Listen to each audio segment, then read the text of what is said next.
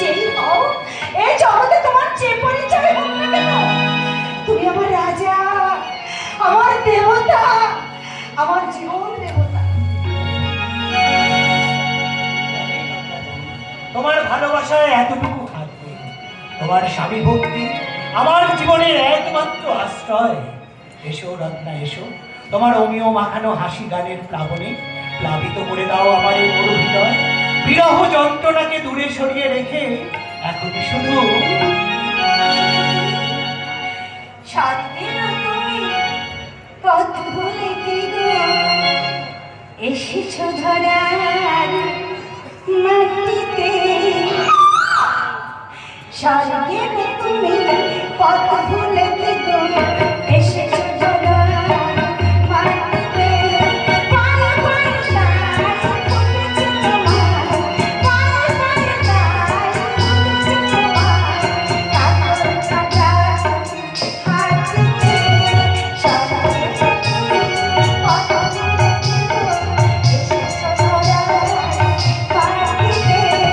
স্বর্গের তুমি পথ ভুলে কি গো এসেছো ধরার মাটিতে।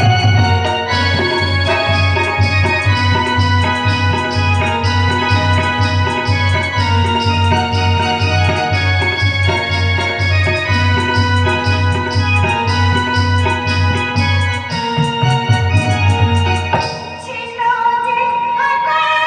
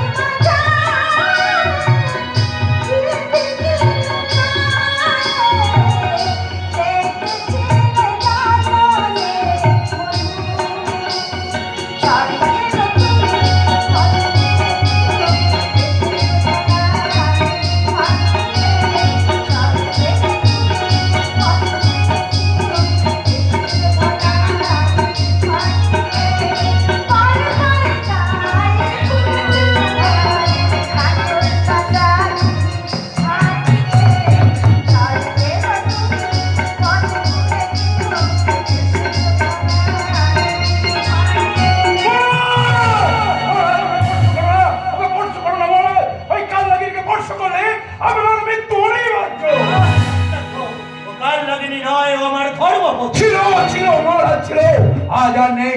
আর ওই যে কাল লাগেনি তেমন প্রমাণ কিন্তু আমি সঙ্গে করে নিয়েছি। কি প্রমাণ তুমি নিয়ে এসেছো আমার কেন যে ছুরি গেল মহারাজের মুখে বসিয়ে তুমি জনতা প্রেয়সী হতে চাও, সেই ছুরি গেলাই তো জীবন্ত প্রমাণ। ছুরি? হ্যাঁ মহারাজ, আমাদের গুপ্তচরের মুখে আমি সংবাদ পেয়েছি ওই দ্বারকাপতি শ্রীকৃষ্ণ শুধু আপনাদের মন্দিরের মুক্ত করে নিয়ে যায়নি, ওই কাল্লাগিরির হাতে দিয়ে গেছে একখানা ধারালো ছুরি। না না এই ছুরি তো সেই দ্বারকাপতি কৃষ্ণের নামাঙ্কিত ছুরি। আমার গুপ্তচরের সংবাদ কখনো মিথ্যা হতে পারে না মহারাজ। এ কাল লাগেনি, বল বল কোথায় কোথায় পেলি তুই এই ছুরি? কে দিয়েছে তোকে এই ছুরি? বল।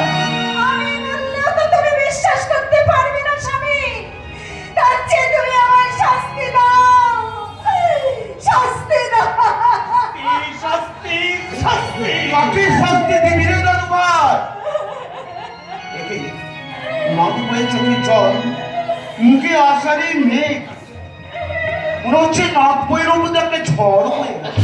নারীর দুর্বলতায় তোমার মাই ঋষিকে মুক্তি দিতে চাইলো, তুমি তাকে মুক্তি দিও না রাজা। না না না না, বলবে না, ও কথা বলবে না।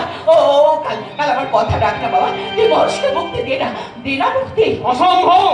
মনে রেখো রাজা, তুমি শুধু মায়ের সন্তান নয়, তুমি একজন রাজা, আর রাজত্বহীন বিচার করা একজন রাজার কর্তব্য। সেই কর্তব্য পালনে আমার কোনো ত্রুটি হবে না গুরুদেব।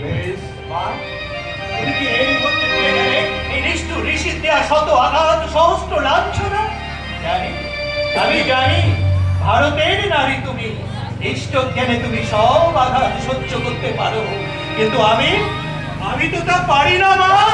শোনো শোনো মা শোনো, পিতৃ স্নেহের পিপাসায় আকুল হৃদয় কেমন ডুকরে ডুকরে কেঁদে উঠছে। অবজ্ঞার শানিত কৃপানে ক্ষত বিক্ষত বক্ষ স্থল থেকে বেরিয়ে আসছে এক তীব্র আর্তনাদ। কি জ্বালা! কাল তুমি যাও, আমি রাজা, আমাকে তুমি রাজার মতোই বিচার করতে দাও। ফিরে যাও তুমি রাজন্তপুরে। না, মহর্ষিকে না নিয়ে আমি কোথাও যাব না। বলো মা বলো, তুমি কি চাও?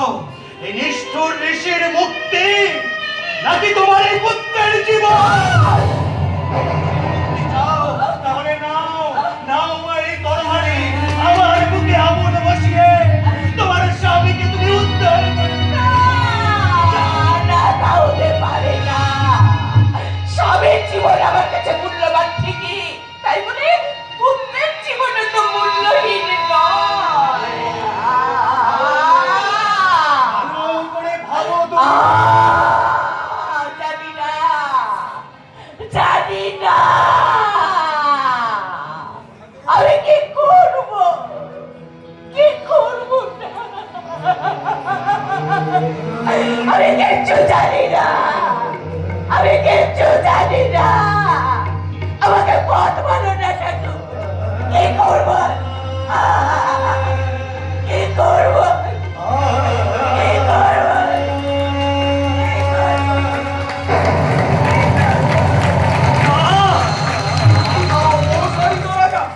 এবার তুমি তোমার কাজ শেষ করো। ওই খণ্ড তপস্বীর দত্ত রক্তে নিভিয়ে ফেলে তোমার মনে আগুন। এই হলো, তুই আমাকে হত্যা কর পছন্দ, আমাকে হত্যাই কর। হ্যাঁ হ্যাঁ, হত্যাই তোমাকে আমি করব ঋষি।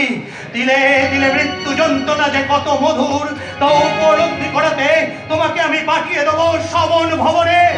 এই কে আছিস? ইন্দ্রজিৎ, ইন্দ্রজিৎ! তোমাকে আমি আদেশই করছি, যাও এই মহর্ষিকে তুমি বদ্ধ ভূমিতে নিয়ে যাও। ঘাতককে গিয়ে বলবে এর প্রতিটা অঙ্গ ছেদন করে তাকে নুন মিশিয়ে দিয়ে দিলে দিলে হত্যা করতে। তুমি উপযুক্ত শাস্তি দিয়েছো রাজা। মহারাজ, ধর্মকে আপনি ক্ষমা করুন মহারাজ।